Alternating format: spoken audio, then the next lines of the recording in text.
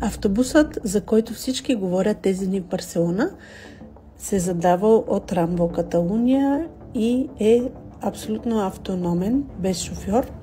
Тези дни текат пробите и който иска може безплатно да се качи на него от 10 до 14 март, от 11 часа сутринта до 5. На всеки половин час минава през 4 спирки по маршрута Пасеж де Грасия, Гран Вия, Рамбо Каталуния, диагонал и отново обратно.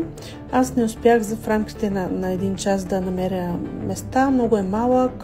Вътре има един техник, който все пак следи първите дни за функционирането на този автономен минибус. Оборудване, както виждаш, с всякакви камери, сензори.